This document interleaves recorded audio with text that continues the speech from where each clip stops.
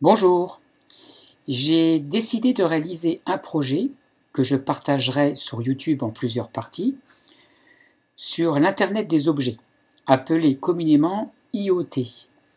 En gros, c'est pouvoir interconnecter par exemple des capteurs par le biais d'Internet via le protocole TCP/IP et de pouvoir communiquer avec eux, de pouvoir les contrôler et de visualiser leurs mesures.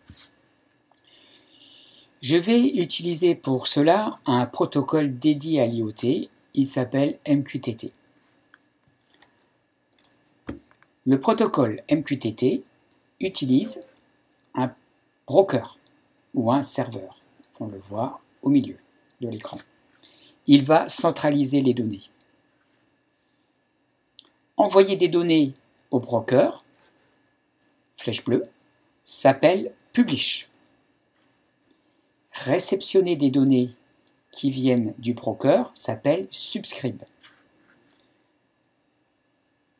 Pour s'identifier au broker, les données qui viennent des capteurs sont identifiées par un topic, une sorte d'adresse en quelque sorte. Ici, on se trouve avec deux capteurs, un ordinateur, une tablette ou un smartphone. Ils communiqueront tous par Internet via le broker. Alors à gauche, nous avons les capteurs. Ils envoient les mesures au broker, flèche bleue. On appelle cela publish. Publish est constitué de la donnée à envoyer, qu'on peut appeler aussi payload, ici 17 et 25, et d'un identifiant qu'on appelle un topic. Ici, les topics sont PM 2.5 et température. Alors, à droite, on a deux appareils qui veulent réceptionner les mesures. Alors, comment? Eh bien, ces appareils vont subscribe aux deux topics, ici PM 2.5 et température. Ainsi, dès que le broker réceptionnera des mesures des deux topics, voilà, les deux, là, les flèches bleues, le broker les renverra à ceux qui ont subscribe à ces deux topics. C'est aussi simple que cela. Donc, les données vont au broker. Si l'ordinateur portable a souscrit au topic PM 2.5, il va recevoir la mesure. Pour ma réalisation, le broker MQTT sera une Raspberry Pi 3 avec le broker nommé Mosquito. C'est l'un des plus connus. Maintenant, je vais vous montrer mon système et ses différents éléments. J'ai fait une autre petite vidéo. Je vous l'affiche à l'écran. Voilà. Et voilà.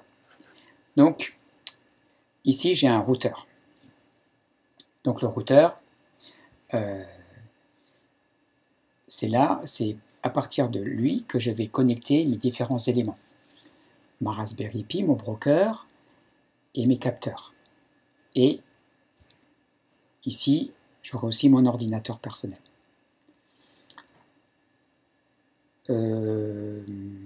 Le routeur aussi est connecté vers l'extérieur, vers l'Internet mondial. Bon, ici, le problème, c'est que je suis connecté à partir d'un réseau scolaire, et donc on ne peut pas faire ce que l'on veut. Donc il y a un serveur proxy qui bloque pas mal les données qu'on envoie, qu'on réceptionne. Donc, mon routeur,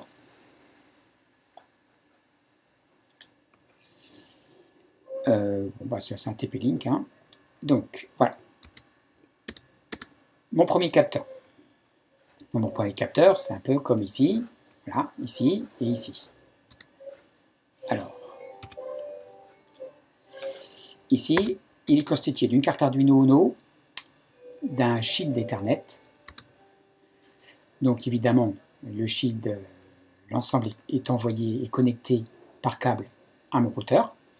Et le capteur, le fameux capteur que je vais avec lequel je vais envoyer des données, c'est le BME 280 qui enverra mesure pression, température et humidité au broker. J'ai aussi installé là il y a 5 LED, mais il n'y en aura que 4 de fonctionnels, à la carte Arduino. Ces 4 LED, je vais vous montrer qu'on pourra les commander à distance, d'accord? Et dans l'idéal, en fait, tout ce système, c'est les commander, même si vous êtes à l'autre bout du monde, via Internet. Ici, le nerf de la guerre, le cerveau, le broker, constitué d'une Raspberry Pi. Ici, c'est une 3. Là, je l'ai connecté en filaire, mais j'aurais pu utiliser le Wi-Fi, c'est pareil. J'ai mis une Pi caméra parce que je l'utilise aussi, parce qu'on peut envoyer sur le protocole MQTT, ça permet d'envoyer des données sur un port 1880. Et on peut envoyer aussi des petites données, mais on peut envoyer des données plus importantes, telles que des données venant de la Raspberry Pi, d'une image. Et j'ai aussi installé, pour vous montrer, un petit bouton poussoir, donc qui est connecté à une entrée du GPIO de la Raspberry. Et donc quand on appuiera dessus, il éteindra à distance donc les LED qui sont sous mon capteur. Le deuxième capteur, la carte s'appelle ESP12. Le ESP12 est constitué d'un module ESP8266 qui est un petit microcontrôleur Wi-Fi avec le Wi-Fi intégré dessus. Et ici, le ESP8266 est associé aussi à un adaptateur USB qui permet de programmer directement le module ESP8266. Donc là, j'ai branché dessus un capteur HTU21D qui mesure l'humidité et la température en I2C. Communication en I2C.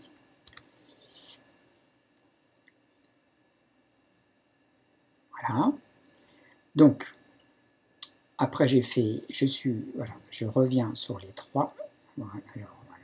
Donc là, voilà, nous avons l'ensemble, donc les 2 capteurs et le broker qui communique alors donc par Internet, par le protocole TCP/IP, puisque chaque appareil a son adresse IP qui a été fournie par le routeur.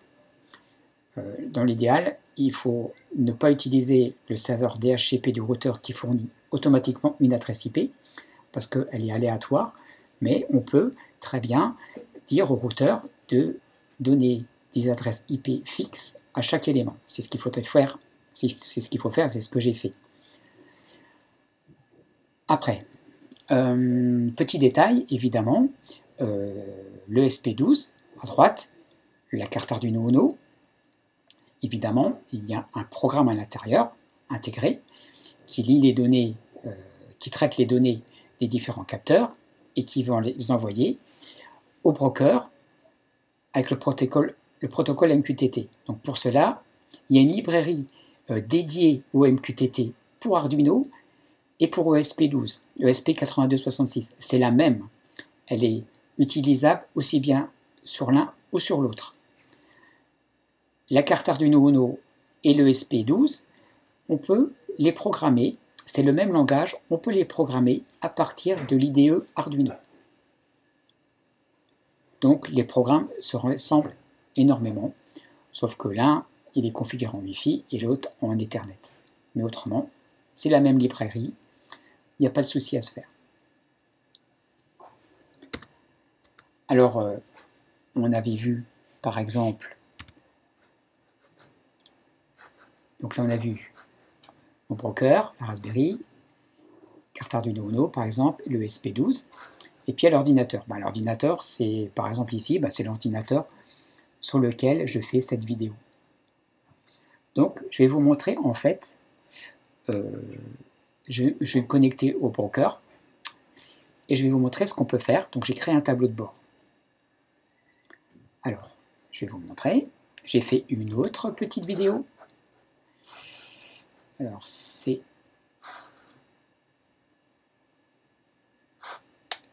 celle-ci. Voilà.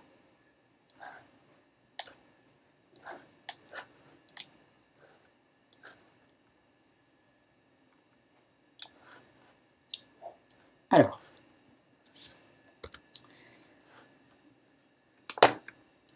donc, je suis sur mon PC et je vais me connecter à ma Raspberry Pi. Alors, donc je vais vous montrer en fait le tableau de bord que j'ai créé. Et pour créer le tableau de bord, j'ai utilisé l'outil Node-RED. Alors, ces particularités sont une programmation par bloc, les nodes, et que contrairement à par exemple l'IDE Arduino qui contient un programme exécutable, ici on développe à partir de son navigateur internet. Node-RED est ici installé sur la Raspberry, et grâce à ce système, je peux à partir de mon PC développer l'application que je désire.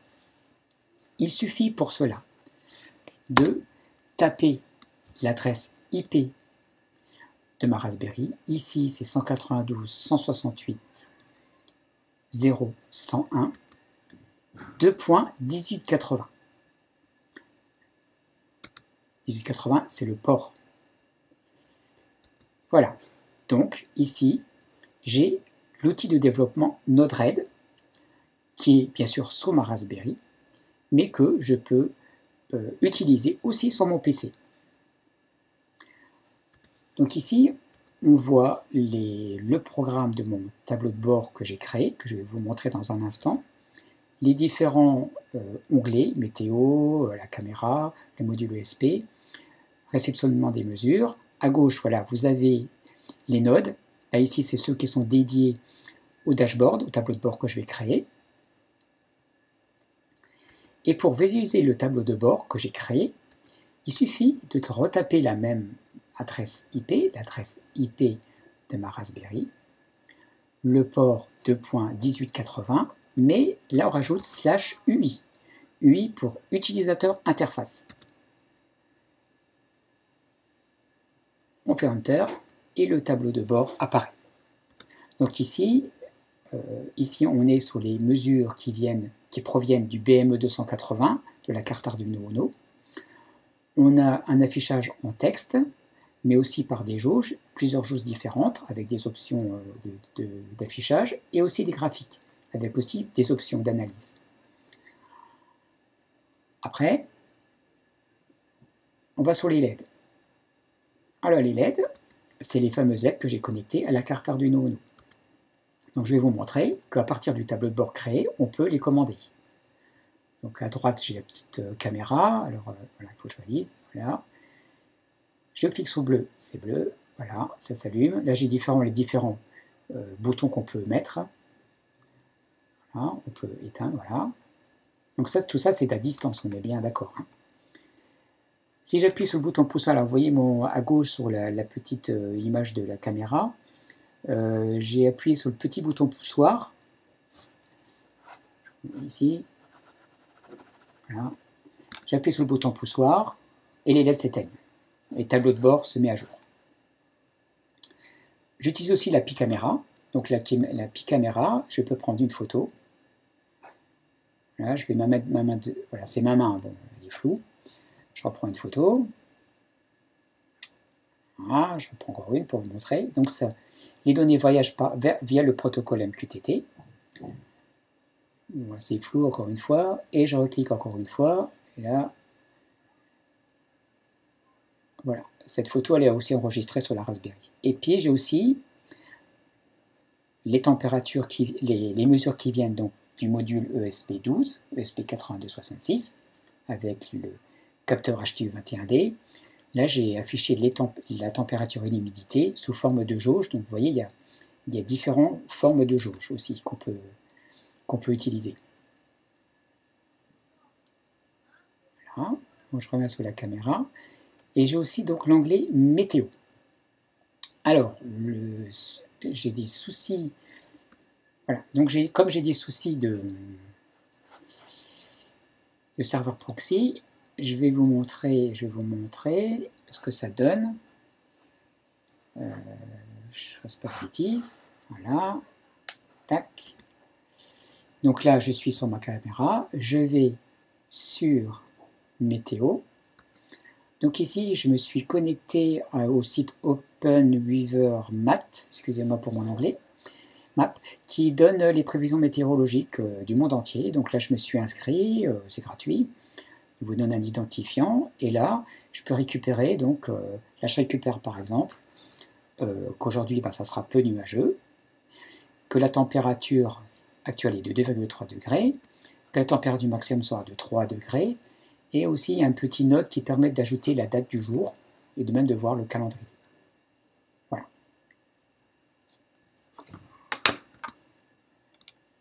Donc voilà, donc c'est fini pour le premier tuto. Alors le prochain tuto sera sur l'installation sur la Raspberry Pi 3 du broker Mosquito et des premiers tests avec un objet connecté. Voilà, et j'espère que cette vidéo vous a plu. Alors à bientôt pour le prochain tuto.